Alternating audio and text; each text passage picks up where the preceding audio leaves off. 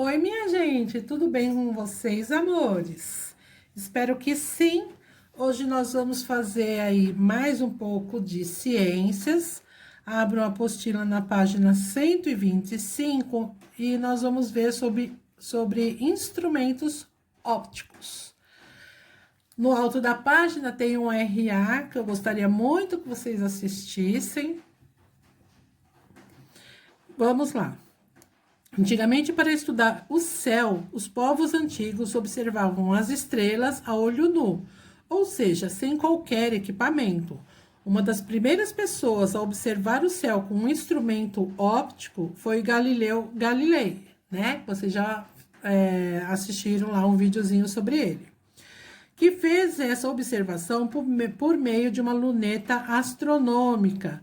Embora a luneta já tivesse sido inventada para observar objetos à distância, Galileu foi o primeiro a utilizá-la para estudar o céu e, ao longo de sua vida, seguiu aprimorando esse instrumento, né? Ele foi melhorando o instrumento para que ele ficasse cada vez mais potente. Galileu Galilei foi muito importante para o desenvolvimento da astronomia. Então, muito do que a gente sabe hoje, quem descobriu foi ele. A teoria de que o Sol era o centro do sistema solar ganhou força por meio de seus estudos. Desde então, muitos instrumentos ópticos foram desenvolvidos, inclusive grandes telescópios, como o Telescópio Espacial Hubble, que está em órbita na Terra, captando imagens diretamente do espaço. Esse é o Hubble. Os instrumentos ópticos foram desenvolvidos para visualizar objetos distantes ou objetos muito pequenos, que não podem ser vistos a olho nu, quer dizer, sem nenhum equipamento. Eles são formados por lentes sobrepostas, quer dizer, que são lentes poderosas uma sobre a outra, permitindo a ampliação, né, o aumento da imagem observada. Além disso, podem conter espelhos que direcionam a imagem para o olho observador.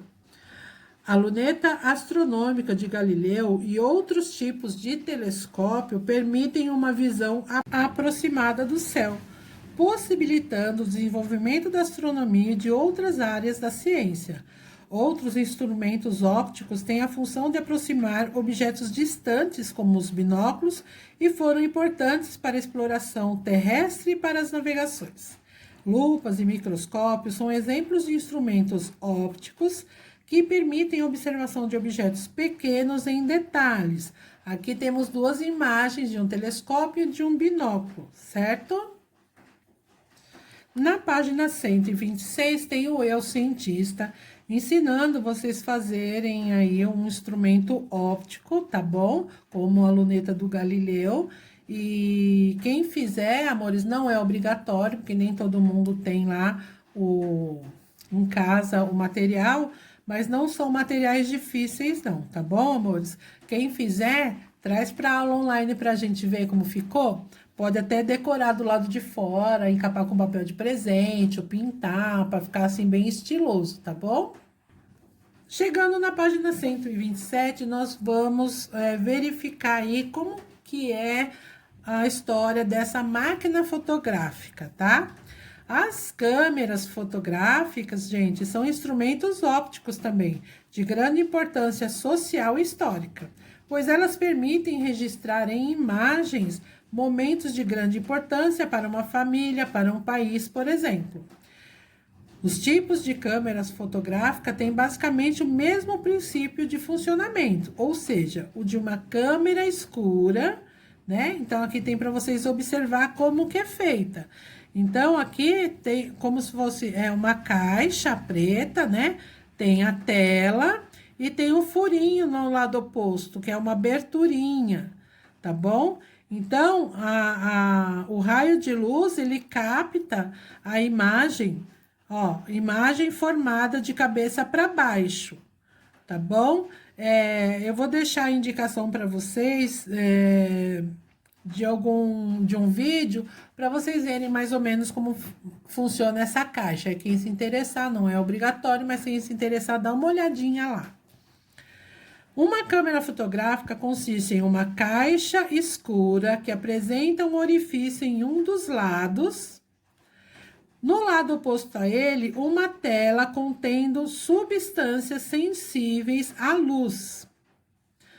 Os raios luminosos refletidos no objeto entram pelo orifício e atingem a tela sensível, na qual a imagem é formada de cabeça para baixo. Nas câmeras fotográficas antigas, eram usados filmes para capturar e armazenar as imagens que posteriormente, que depois eram reveladas.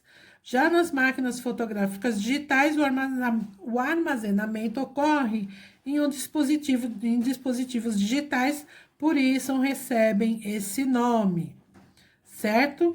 Então, tem aqui, ó, a primeira imagem mostra uma câmera fotográfica com destaque para o filme sensível à luz. A gente põe ali um rolozinho de filme.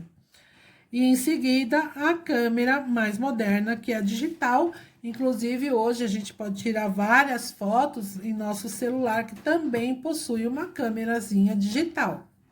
Aqui na página 128, no Lupa na Mão, tá falando de fotografias impressas. Se vocês têm fotografia impressa em casa, se não tem, se tem álbum de fotografia, né? Se na época dos seus pais, né?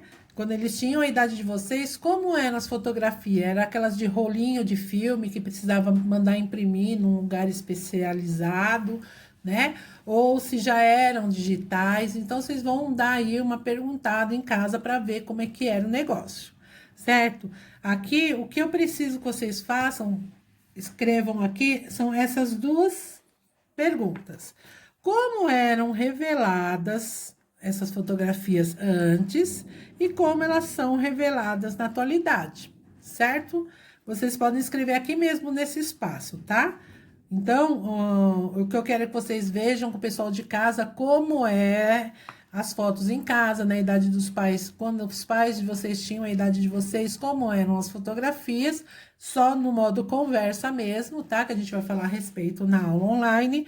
Mas aqui, registrado, eu quero essas duas perguntas, né? Copia a pergunta, responda, copia outra e responda, tá bom? De maneira bem básica, não precisa se alongar muito, pode ser uma resposta sucinta, desde que vocês entendam o que tá explicando essa resposta, o que tá, né? Que mensagem tem nessa resposta, tá bom? Por fim, temos a página 129 sobre Galileu, que vocês já sabem, já estudaram sobre ele, que eu já dei para vocês isso, e vocês vão responder as questões aí do mão na massa, tá bom, meus amores? A gente se vê na próxima aula. Ah, não, pera um pouco, tem a ficha. Vocês vão fazer a fichinha 81, 82, tá bom, meus amores? Agora sim, vou me despedir de vocês, nos vemos na aula online. Tchau!